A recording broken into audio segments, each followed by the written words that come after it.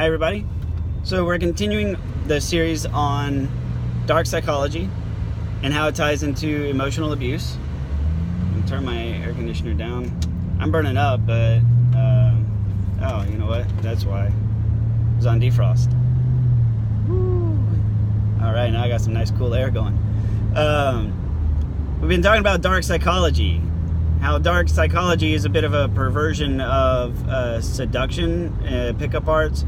Not that pickup arts is exceptionally ethical, but it all stems from the art of seduction, or the science of seduction. It's an exact science. It's a precise science. It's an area of psychology, but it's an area of psychology that can be ethical or unethically used, and unethically, it pretty much all falls into the realm of dark psychology, which, as far as I'm concerned, is a fairly new term, and it's just a rebranding of pickup arts and a rebranding of the art of seduction, because we all got to have something new to come out with to talk about, right?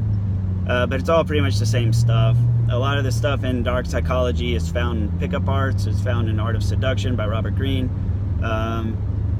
So there's nothing really new there, but it's all just unethical. So dark psychology, they're not really presenting the ethical side of things. Dark psychology is what you go to when you want to abuse somebody emotionally and have them continually come back. This is when you want somebody to be obsessed with you and keep coming back to you and be unable to stop thinking about you and worship the ground that you walk on. And that's what makes it such a perfect instrument for narcissists, because that's what narcissists want. Narcissists want people to worship the ground they walk on. So how can they make people do that? Dark psychology, right, and seduction. So, and now I want to talk about a tactic where it's you leave them guessing. You make them uncertain. So areas of uncertainty, and this is a big one. When it comes to narcissistic abuse. It's also known as the silent treatment, and it's also known as going no contact, or the quiet before the storm. When you make somebody uncertain of what's going to happen, that can be used for something good, like uncertain, like I got you, so an example of a positive way of doing this is, I got you a really big gift and you'll find out on Friday, right? Hey, okay, cool. And so then you just think about it for days, and it just sits there and it just builds in your head. But another way of doing it is we see this a lot with the abuse cycle, where a tactic known as hoovering is when somebody comes in and starts trying to suck you in to another round of the abuse. They get you sucked in, there's a buildup, and then there's a pause, there's like silent treatment, whatever, where you don't know what it is they're thinking, what they're doing, and then bam, they just unleash hell and fury upon you. The waiting is what drives you crazy. The silence, you don't know what they're doing, what they're up to, when they go forever without replying. You're just waiting for it, and you're glued to your phone, because your phone's the portal that the abuse comes through, right? Sometimes it comes through with them in person, but then if they're not there, the abuse comes through the phone. And so you become fixated on your phone. You're constantly checking your phone. You can't put it down. You can't function. You can't focus on all the other stuff that needs to be done, because you're too busy focused on your phone. Back before, I guess to hint at my age a little bit, in my youth, we didn't have, smartphones. We didn't even really have cell phones with voicemail.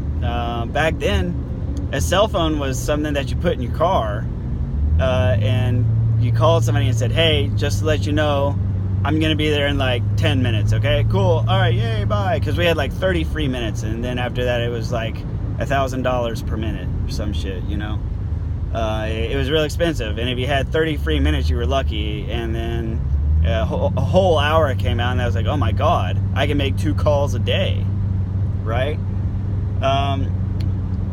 But, and in the days before caller ID, or before caller ID was even real popular, that was back whenever you'd have, somebody blowing up your answering machine, like, hey, I stepped out for a minute, I thought I might have missed your call, give me a call back.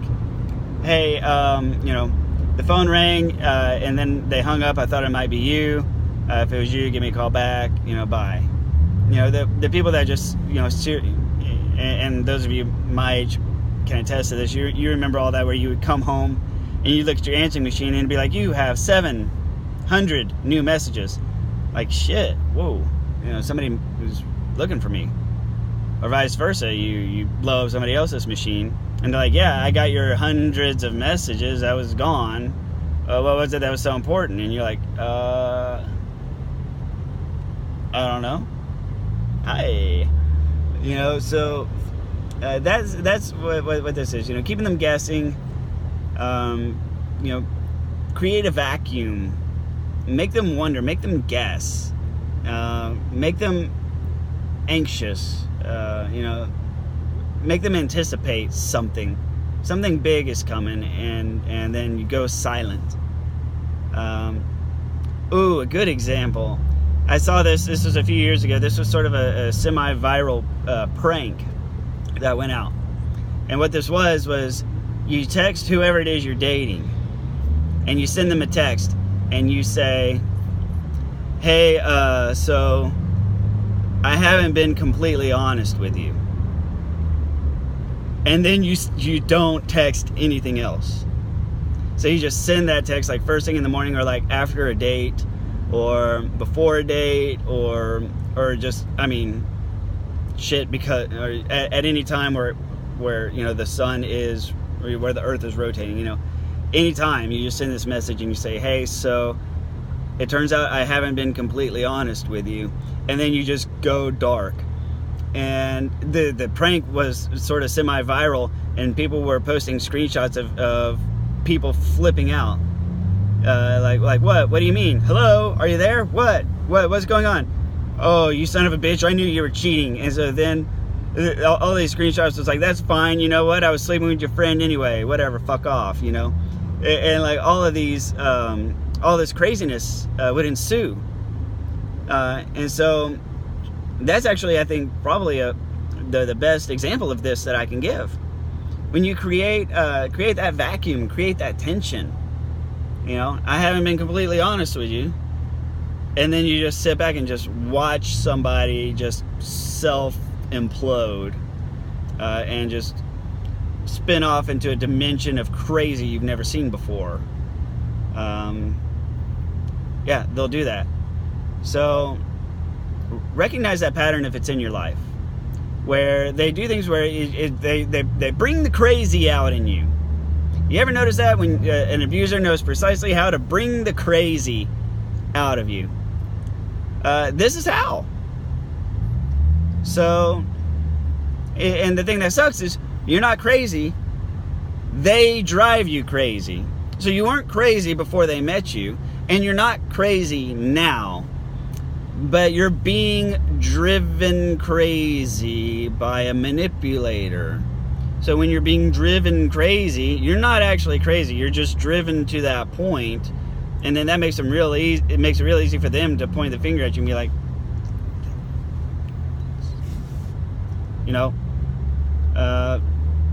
So I call it crazy making. I used to also call it going on the crazy derby. And that was from when I was younger, living in rural East Texas in a small town named Tyler, Texas. Alcohol could not be bought within the county line. You had to drive an hour round trip to go get alcohol. And me, having just moved there, I learned something, that in a small town like Tyler, where the bars close at midnight, it goes to a house party scene after that. And me not having any friends, I would just drive around, find a house party, and I would show up with 2 handles of Jack Daniels with some liquor. And I'd show them, and they'd be like, who are you? I'd be like, actually, man, you know what? I just moved here. I don't have any friends. I'm trying to make friends. I saw the party, and you know what? I brought some liquor. So this, hi, I'm John. I'm John. Nice to meet you. Is it cool? Can I get to know you guys? I brought Jack Daniels. and I'm happy to fill your cups, because otherwise, I mean, what the hell else am I gonna do? I just got here, you know? Like, hell yeah, come on in. And so, and then I figured out that, you know, people in Tyler would not say no if you walked around like pouring pour a shot of Jack Daniels. They won't tell you no. Then I just go driving. I go around the party, just dump 1 or 2 handles of Jack Daniels into a party, and the reason for that is, in a small town, there's always at least 2 people at a house party that are trying to ignore each other. At least 2. And dump enough whiskey into the party, they're not going to be able to ignore each other anymore. And then all the drama and all the hell breaks loose. And that was the crazy derby. And that's another good example of I guess misguided youth. Didn't know then what I know now. It happens. So, and that's because there's been they break out into fights, into arguments, because they've had that tension. There's an elephant in the room that's been created that they're struggling to deal with, and all it took was just some shots of Jack and bring the elephant out.